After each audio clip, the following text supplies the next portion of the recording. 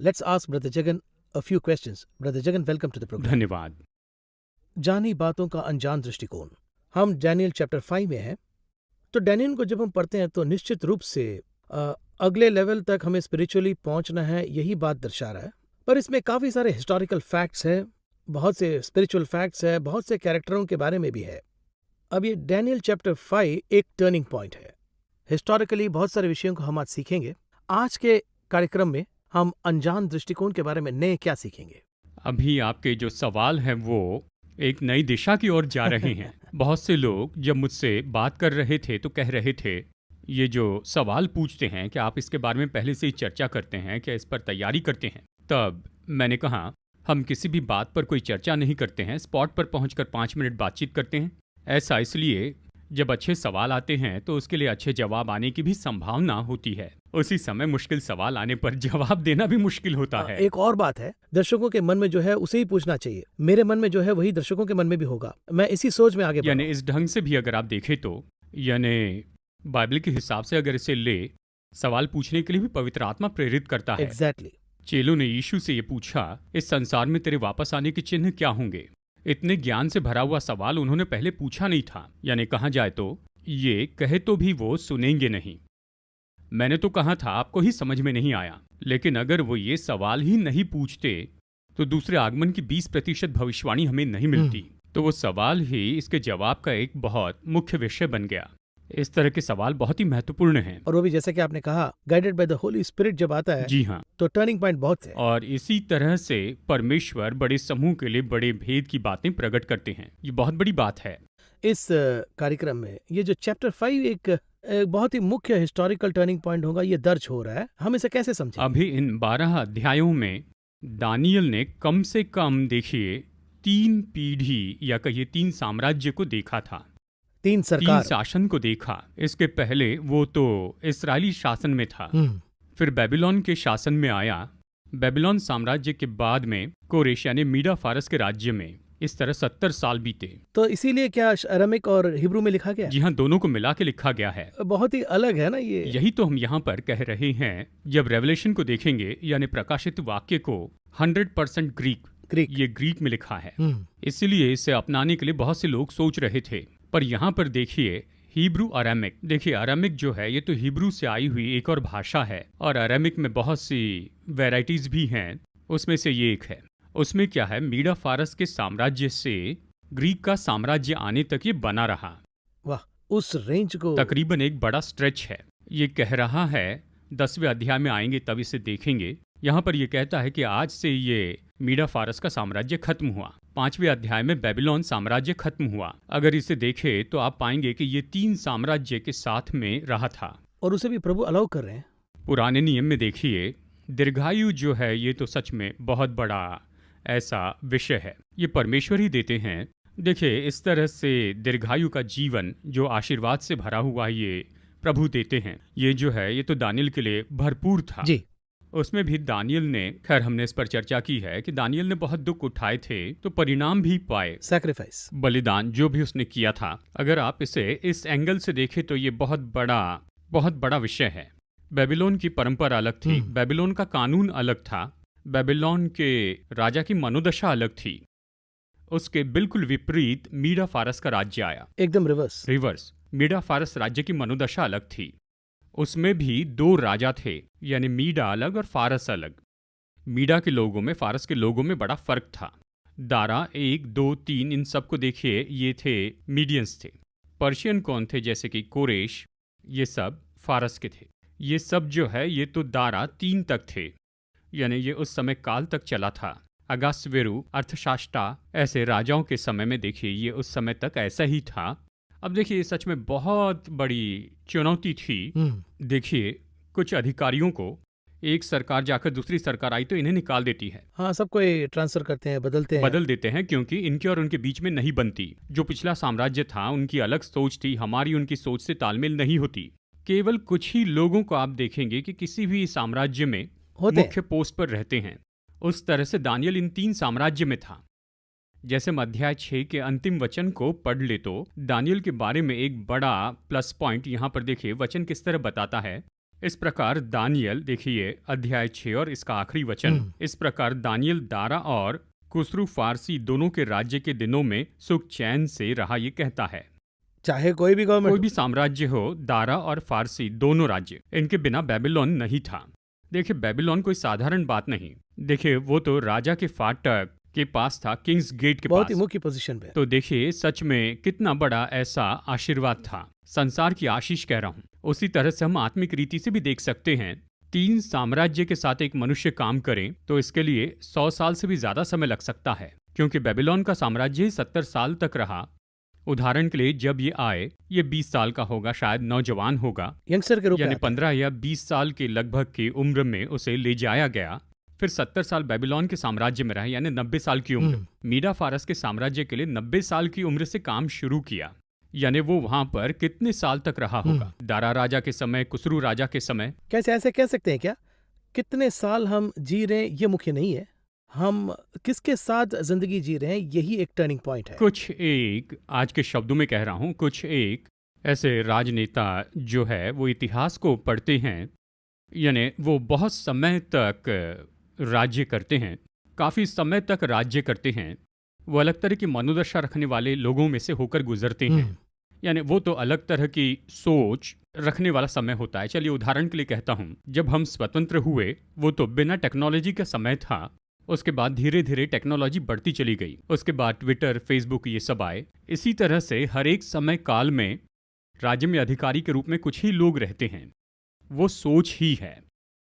वैसे एक व्यक्ति दानियल था, 2500 साल पहले। देखिए लगभग कहिए उसकी उम्र तो 100 साल के आसपास होगी। कितना रिच एक्सपीरियंस हुआ होगा, कितना अनुभव होगा सोचिए। राजा के साथ रहता था, उनके भेद जानता था, ये बड़ी बात थी। उसके बाद में दूसरा साम्राज्य आया, पिछले साम्राज्य के भेद जानता था, इसलिए उसे बंदी बना सकते थे। ऐसे होने की संभावना थी। जब भी किसी साम्राज्य को दूसरा साम्राज्य जीत लेता है, वो हमारे जैसे इलेक्शन में टेक ओवर नहीं करते हैं। उस समय वो आकर राजा को बंदी बना लेते थे। जब उसे पकड़ा होगा तो दानियल कहाँ होगा? हाथों हाथ राजा के साथ था, तो इसे भी कैद करो, ऐसे कहाँ होगा? यही बात यिर्मयाह में होगी। यिर्मयाह ने राजा को भविष्यवाणी सुनाई, लेकिन बेबीलोन राज्य उसे पकड़ता है और यिर्मयाह को एक अलग से दे कुछ देना है। तय कर देते हैं। ये परमेश्वर का काम है। हमारे विरोधी आ रहे हैं, लेकिन उनके बीच में भी सुरक्षा परमेश्वर ने ही हमारे लिए रखी हुई है। ऐसा सबके साथ नहीं है, केवल कुछ ही लोगों के साथ है। उसके लिए एक सैक्रिफाइस करेंगे। देखिए तो उसमें भी एक बलिदान है। दूसरी बात यह है कि ये हमला कर रहे हैं। अभी हमारी भाषा में कहा जाए तो, मैं अपनी सोच बता रहा हूँ, किसी और की सोच नहीं बता रहा हूँ। देखिए एक समय में हम मसीह में आए थे, नए नए थे, तब शायद हमसे ऐसे कहा गया होगा कि कंप्यूटर तो एक शैतान जैसे है, उसका इस्तेमाल न करे, उसकी पढ़ाई न करे, उसके पास भी न जाएं, यानी इस तरह की एक टीचिंग सिखाई जाती है। तब देखिए क्या होता है, परमेश्वर में नए नए आते हैं, फिर उसके बाद के दिनों में हम कहते थे कंप्यूटर नहीं चाहिए, टीवी हमें नहीं चाहिए, हमें इसके पास नहीं जाना चाहिए, इस तरह विचार आ गया। प्रभु में बढ़ते बढ़ते जब भी कोई बदलाव आता है तो उस बदलाव को स्वीकार करके, उसे स्वीकार करके क्या कर सकते हैं, देखिए एक ऐसी सोच परमेश्वर देने लगते हैं। इसके लिए अच्छा उदाहरण दिया है, वो क्या है, ये जो बाइबल है ना, शुरू में परमेश्वर ने पत्थर की पटिया पर लिखी, आज्ञा पत्थर पर लिखकर मूसा को दी। उसके बाद में चमड़ी पर इसे लिखा गया, स्क्रोल्स। उसके बाद मानो किताब के जैसा है, लेकिन ये तो पेड़ के पत्तों पर लिखा था। अभी हमारे पास प्रिंट में है, प्रिंटेड वर्जन के बाद में डिजिटल वर्जन में आ गया, मोबाइल फोन में भी आ गया। मोबाइल फोन में आ गया। इन बदलावों को हमें स्वीकार करना है। अगर कहे कि मैं इसे नहीं मानूंगा, जो चमड़ी पर लिखा गया था वो पुण्य है, मैं उसे ही मानूंगा, तो इस पीढ़ी को हम हार जाएंगे। अगर इस पीढ़ी में हम सेवकाई कर रहे हैं और इन्हें बचाना है, तो इस बदलाव को हमें स्वीकार करना होगा। अगर इसे स्वीकार करेंगे तो ये पीढ़ी सेवकाई कर पाएगी, ये सभी के उपयोग में आएगा। देखिए अभी आपका जो अनुभव है वो ज्यादा है। आप तो दूरदर्शन के समय से ही हैं। आज के सेटअप बॉक्स, डीटीएच और ओटीटी को स्वीकार नहीं करूंगा तो क्या होगा, वो हमारा समय चला गया। करेक्ट, रीच नहीं कर पाए। हाल ही में एक बाइबल टीचर अपनी टीचिंग में इस तरह से सिखा रहे थे, उसने मेरी आंखें खोल दी। उन्होंने कहा, पौलुस अगर सेवकाई करता तो क्या मीडिया का उपयोग नहीं करता? जरूर करेंगे। वही तो पौलुस की सफलता है। जी हाँ, बाय ऑल मीन्स। उसको जो भी मिला है, देखिए विषय तो ये है, हस्तलेख पर लिखने का एक समय था, चंद पत्र पर लिखने का समय था, फिर पेपर प्रिंटिंग आई, डिजिटल आया, पर वचन नहीं बदला। वर्ड बिल्कुल फ्रेश है। वचन ताज़ा है, हमारी आत्मिकता नहीं बदलेगी। मोड ऑफ कम्युनिकेशन बदल रहा है, लेकिन हमारा स्रोत बदलता नहीं। ये समझ होनी चाहिए यहाँ पर कौन सी समस्या होती है। जब मोड ऑफ कम्युनिकेशन बदलता है तो लोगों की आत्मिकता बदल जाती है।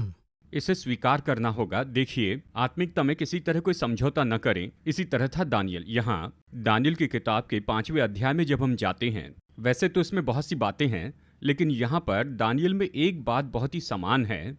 राजा का खाना हमें नहीं चाहिए। जी। पहले अध्याय में राजा का भोजन हमें नहीं Refuse कर चाहिए, रहे हैं। इनकार हाँ। किया, हिम्मत से कहा। खाने के लिए वो मना करता है।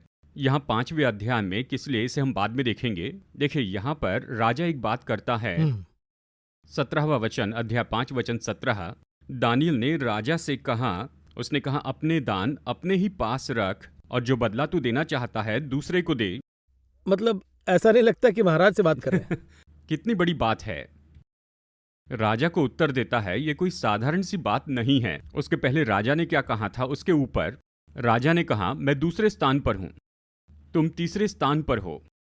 यानी देखिए यहाँ पर कैसी पोस्टिंग है। एक बड़े साम्राज्य में, शक्तिशाली साम्राज्य में तीसरा स्थान उसे मिल रहा था। वो उसे स्वीकार नहीं करता। किसी और को दे दो, मुझे इसकी जरूरत नहीं। तो फिर समय बदलता है। बेबीलोन में शुरू से ही आते ही पहले दिन वो आता है। ये आखिरी दिन की घटना है। 5वें अध्याय में अंतिम दिनों की घटना है। जो भोजन की बात है वो पहले दिन की घटना है। आते ही उन्हें भोजन दिया जाता है तो वो उसे मना करता है। इन दोनों घटनाओं के बीच में 70 साल बीते। इन 70 साल में बहुत से बदलाव आए। राजा भी बदल गए, समय भी बदल गया, और बेबीलोन की आत्मिकता बदल गई। नबूकदनेस्सर जैसे बेलशाजर नहीं था, वो तो अलग ही किस्म का था। लेकिन इन सब के बीच में दानियल की आत्मिकता में फर्क नहीं आया। वही स्टैंडर्ड, एक ही स्टैंडर्ड, कहा जाए तो और बढ़ गया। ये तो और भी बढ़ गया। पहले खाने के लिए मना किया, बाद में राज्य के लिए मना किया। ये आत्मिक सोच नहीं बदलनी चाहिए, ये कह रहा हूं। तब बढ़ते जाएंगे। तो यहीं पे रिस्क फैक्टर है। हम जितना आगे बढ़ते बढ़ते हैं, कहीं हम फिसल न जाए, ऐसा एक समझौता करना शुरू करते हैं। यानी उस लेवल पर वो आया और उसने उसके लिए बड़ी कीमत भी चुकाई, लेकिन उसने समझौता नहीं किया। देखिए, एक समय में हम ऊपर आते हैं। बचपन में हम मना करते थे, कुछ खाने के लिए मना करते थे, ऐसी भी एक बात है। वैसे इस बात को यहाँ नहीं चाहिए कहता है, पर जो नहीं करना चाहिए वही करते रहते हैं। हमारी आत्मिकता में ये जरूरी है। आ गया तो क्या हुआ? आए तो क्या, देखिए, हमें भी थोड़ा एडजस्ट करना होगा, थोड़ा लचीला होना होगा। लचीले नहीं होंगे तो ये काम नहीं आएगा। जिसके लिए फ्लेक्सिबल होना है उसके लिए फ्लेक्सिबल होना है। जैसे पौलुस कहता है, मैं सबके लिए सब बना, दास के लिए दास बना। लचीला होने के बारे में कहता है, लेकिन वही पौलुस यही वचन के बारे में कोई समझौता नहीं करता। डांटने के लिए भी तैयार था। यीशु मसीह जैसे फ्लेक्सिबल परमेश्वर से आप कैसे मिलेंगे? वो इतने महान और ऊंचे परमेश्वर होकर फिर भी वो नीचे झुके, दास का रूप धारण किया, उन्हें क्रूस पे चढ़ाया गया, उन्होंने चेलों के पैर धोए, लेकिन वचन के बारे में कोई समझौता नहीं किया। हमें भी इसी तरह से अपने जीवन में रहना है, कुछ भी फेस करने के सामना लिए करने को तैयार रहना है। इस तरह के आत्मिक गुण उन्नति लेकर आएंगे। आज इस फॉर्मूला को ही गलत समझ बैठे हैं। दुनिया से मिलकर जियो, हम ऐसे रहेंगे, फ्लेक्सिबल रहेंगे तो सही रहेगा कहते हैं। ये दुनिया में सही रहेगा, लेकिन आत्मिकता में सही नहीं होगा। आत्मिकता में जितना आप उठते जाएंगे उतना ज्यादा बलिदान करते जाना होगा, लेकिन प्रतिफल भी बढ़ते जाएगा। सामान्य रूप में अगर इसे कहे तो आप इसे समझ पाएंगे। एक समय में बड़े कष्ट सहकर जो लोग हैं, दसवांश के रूप में 500 या 1000 रुपए दिया करते थे, वो बड़ी खुशी से देते थे। मैं परमेश्वर के लिए सबसे पहले इसे रखता हूँ। प्रभु उन्हें जितना आशीष देते जाते हैं, तो ये जो दशवांश है 10 साल के बाद में 10,000 देने के जैसे होगा। तब सोचते हैं, अरे 10,000 रुपए देना होगा। ऐसी एक सोच आती है। तुरंत ही हम उसे अलग क्यों न कर दें, क्योंकि ये चुकाना है, वो चुकाना है, और सोच बदलती जाती है। ये आपने उस दिन क्यों नहीं सोचा? उस दिन की आत्मिकता को देखकर परमेश्वर ने आपको उठाया है। आज भी अगर वैसी सोच, वैसी आत्मिकता होगी तो परमेश्वर आपको ऊपर उठाएंगे। ये 10,000 जाएंगे, इस तरह से नहीं सोचना है। मैंने उस दिन जैसे सोचा था बस वैसे ही करते चले जाना है, बस यही। उसके भी आगे प्रभु आशीष देंगे। यही दानियल का प्लस पॉइंट था। 70 साल के बाद भी उसकी आत्मिकता बढ़ती गई, वो कम नहीं हुई। तो डैनियल जो है वो लगातार वो जो स्पिरिचुअल कॉम्प्रोमाइज, अनकॉम्प्रोमाइज स्टैंड लेते हैं, और इस कारण वो प्रभु से केवल निकट ही नहीं जाते, बहुत से रेवलेशन को इंटरप्रेट भी करते हैं और ग्लोबली आज एक हिस्टोरिकल, एक टर्निंग पॉइंट के कैरेक्टर जैसा आज बन गए। लगातार हम 2000 साल के बाद भी उनके बारे में बात कर रहे हैं। तो जब मैं उनके बारे में सोचता हूँ तो किस हद तक उस कैरेक्टर को हमें समझना है, ये बहुत ही स्पष्ट होता है। जब आप बात कर रहे हैं तो मुझे एक बात याद आई। अब हम जिस समय में हैं, हमारे अंदर जो अभी आत्मिकता है, यानी आपकी जितनी आत्मिकता है उसी के हिसाब से आपकी सेवकाई का जीवन होगा। दानियल की आत्मिकता में उस समय उसने कितना बलिदान दिया होगा, 2500 साल बाद भी उसकी सेवकाई चल रही है।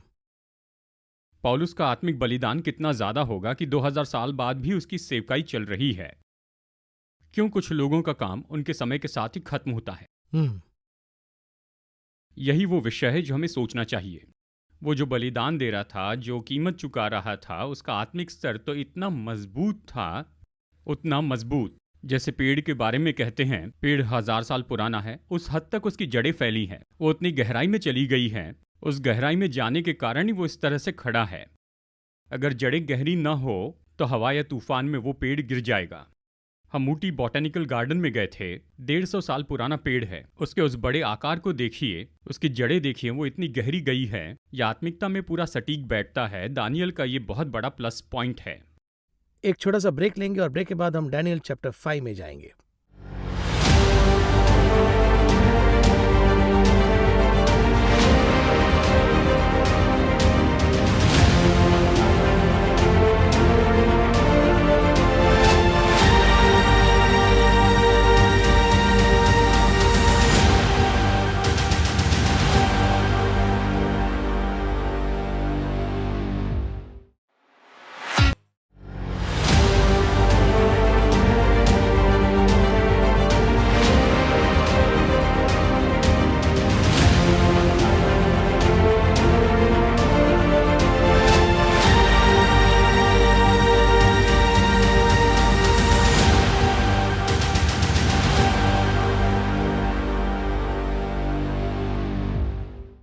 Welcome back after the break. Brother, हम अभी डैनियल चैप्टर 5 में जाने वाले हैं। इस चैप्टर को हम काफ़ी एंगल में देख सकते हैं। इनफैक्ट चैप्टर 4 को जब हम देखते हैं, द ओनली चैप्टर आपने पिछले कार्यक्रम में बताया, एक राजा जो परमेश्वर को नहीं जानता है उन्होंने लिखा है, लेकिन फिर भी लगभग एक अपोस्टल के जैसे ही लिख रहे हैं। ये जो सोच है काफ़ी अलग है। लेकिन यहाँ पर एक जनरेशन से अगले जनरेशन बदल रहा है, ये हम देख रहे हैं। आमतौर पर जनरेशन टू जनरेशन जब बदलता है तो बहुत सारी बातें ऊपर भी जाता है, नीचे भी जाता है।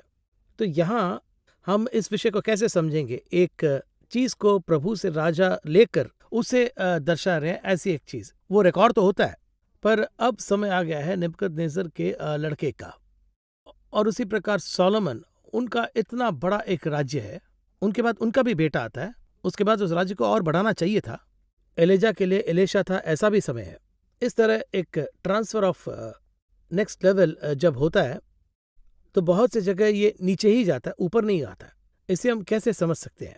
एक फ्लो में बहुत ही अच्छी तुलना करके बताई है। ऐसा है कि देखिए, दाऊद को और सुलेमान को, एलिया को और एलीशा को, दाऊद और सुलेमान को देखिए, दाऊद से 50 क्या 100% वो नीचे चला गया था, लेकिन एलिया से एलीशा 2 गुना ऊपर गया।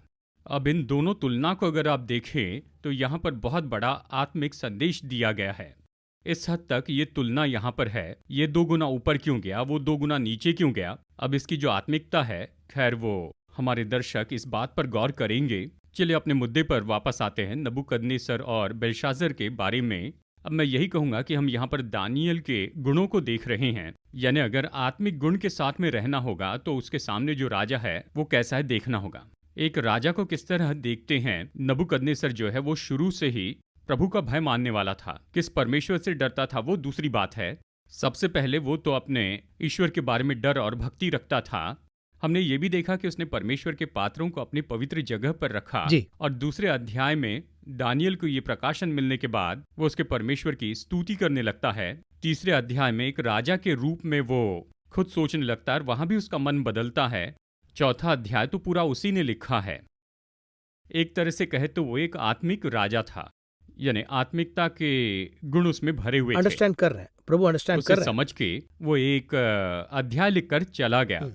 तो अगला जो आने वाला राजा है, ऐसे मैं कहता हूँ पिछला शासन कैसा था, पिछला राजा कैसा था, उससे भी मुझे अच्छा होना है, ऐसा कहते हुए हाँ, ऐसे आया, होते सब हैं। कहते हैं। तो यहाँ बेल्शाज़र की मनोदशा कैसी है, एक विषय से हम शुरू करते हैं। परमेश्वर ने नबूकदनेस्सर के साथ किस ढंग से बात की वो देखिए, ड्रीम्स। है ना? पर बेल्शास्सर से बात करने का ढंग वो नहीं।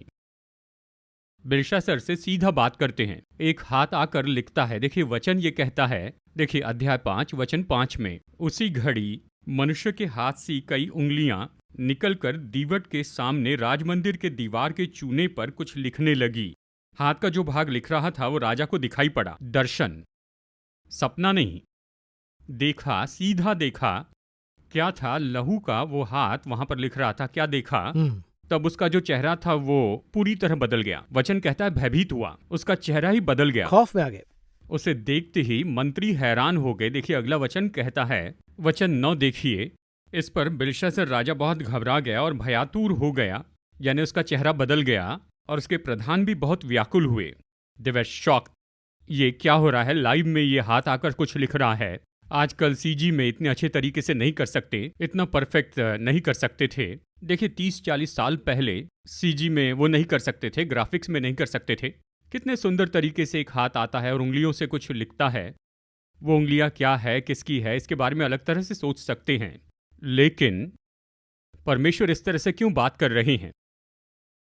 परमेश्वर हर एक से अलग तरह से बात करते हैं। यानी मरियम के साथ में परमेश्वर ने किस तरह से बातें की थी? सीधा दूत के द्वारा बात की। पर यूसुफ से यीशु के जन्म के बारे में उससे सपने में बात की। बिलाम से बात करते समय गधी से बात करवाई। ये परिस्थिति जो है ये भी कुछ अलग ही लग रहा है।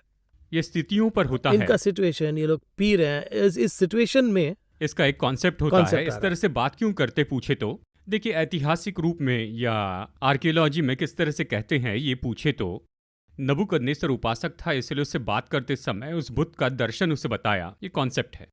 उसी बेबीलोन में कई तरह के, अगर आप यहाँ देखें, किस किस को आने के लिए कहता है, तंत्रियों को, कसदियों को, अन्य भावी बातें बताने वालों को बुलाया। तांत्रिक और कसदी मतलब चैल्डियंस को, चैल्डियंस यानी जो नंबर्स वगैरह देखकर बताते हैं वो जी। है चैल्डियंस। भावी बताने वालों को बुलाया, यानी बहुत सी तरह के लोग रखे थे। उनमें से एक क्या कहते हैं, आर्कियोलॉजी में ही है, वो इस तरह से कहते हैं, शहर के बीच में एक बहुत बड़ी दीवार बनाई थी। वो उस दीवार पर क्या करते थे, बकरी का लहू या भेड़ का जो लहू था उसे मिलाकर दीवार पर पोत देते थे।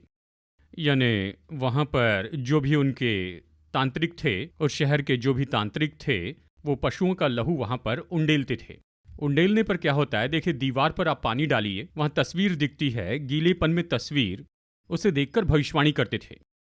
उस समय ये उनका तरीका था। राजा इस बात को मानने वाला था। उस दीवार पर जो भी आया उसे देखकर बताने वाले ये लोग, उस पर ये विश्वास करते हैं। राजा इसे मानता था। ये उसे स्वीकार करके उस पर विश्वास करने वाला था। उनकी बात पर विश्वास करने वाला व्यक्ति था। और परमेश्वर भी उसी के अनुसार कह भी रहे हैं। जी हाँ, यहाँ जैसे दाऊद ने कहा, मैं जैसे समझता हूँ परमेश्वर वैसी बात करते हैं। ये कितनी बड़ी बात है। और हम कह रहे हैं कि परमेश्वर बात प्रभु नहीं बात कर नहीं रहे हैं। करते ऐसे हम कहते। प्रभु के पास हमसे बात करने के 1000 तरीके हैं, जैसे चाहे वैसे बात कर सकते। आवाज के बिना भी हमसे बात करके वो हमें समझाते हैं। अब यहाँ देखिए आवाज ही नहीं है।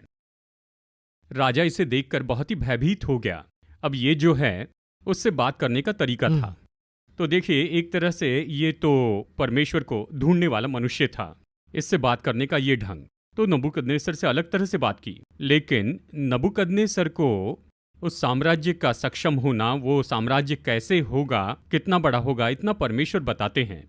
पर इसे कहते हैं मैं तेरा साम्राज्य खत्म करूंगा। थोड़ा अलग ही है। कितना अलग है, ये तो न्याय है। उसके लिए प्रकाशन था। तेरा साम्राज्य खत्म होगा इस तरह प्रभु ने नहीं कहा। तुम्हारे बाद एक और साम्राज्य आएगा, उसके बाद एक और साम्राज्य आएगा, तू बड़ा होगा, वो सोने का सिर तो तू ही है, परमेश्वर तुझे वो राज्य देगा। इस तरह से बढ़ोतरी के बारे में उससे कहा, पर इससे न्याय की बात की। इसमें हम एक विषय को समझते हैं, परमेश्वर आशीष के बारे में भी कहते हैं, न्याय के बारे में भी कहते हैं। दोनों को बैलेंस करके बात करते हैं। बहुत से लोग क्या सोचते हैं, केवल आशीष ही सिद्धांत है, आशीष ही प्रचार है, वही हमारे लिए है। क्यों हम न्याय के बारे में बताएं, क्यों न्याय के बारे में बताएं? बहुत से लोग सोचते हैं इसके बारे में क्यों बात करें। इस तरह कहते हैं, पवित्र आत्मा जब बात करता है पाप के बारे में, धार्मिकता के बारे में, न्याय के बारे में, कायल करेगा। संदेश 3 तरह के हैं। एक तो पाप, धार्मिकता या फिर न्याय। यहाँ न्याय के बारे में बताया, पर नबूकदनेस्सर से प्रकाशन में बात की। तो हमें ये फर्क समझना होगा। देखिए, कई बार कि परमेश्वर हमसे बात करे, ऐसी मनोदशा हम में होती है। किसी न किसी तरीके से वो आपको ही बता दें। हमारे बच्चों को यानी उन्हें सुधारने के लिए हमसे बढ़कर परमेश्वर ज्यादा परवाह करते हैं। यहाँ पर यही तो हो रहा है। नबूकदनेस्सर तो आत्मिक था, लेकिन आत्मिकता में परमेश्वर के विरुद्ध में खड़ा हुआ। न्याय का एक व्यक्ति था।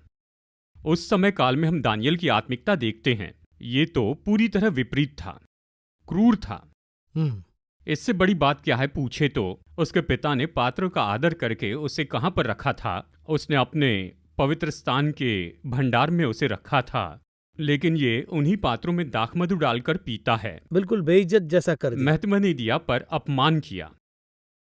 तो बेइज्जती करना यानी एक आत्मा है। बेलशास्सर को भी अपमानित किया इस तरह से, लेकिन उससे भी बढ़कर उन पात्रों को परमेश्वर आशीष देकर लाते हैं। तो यहाँ पर हम इन दोनों के बारे में देखते हैं और आने वाले एपिसोड्स में ऐतिहासिक सबूत और तथ्यों को देखेंगे। क्या क्या हुआ, क्यों हुआ, इन बातों को हम देखेंगे। धन्यवाद ब्रदर जगन। अब इस चैप्टर 5 को अभी लग रहा है कि हमने टच किया है। टाइम बहुत शॉर्ट है। अगले कार्यक्रम में चैप्टर 5 में जो मिस हो गया वो हम देखेंगे। इस कार्यक्रम में आने के लिए बहुत बहुत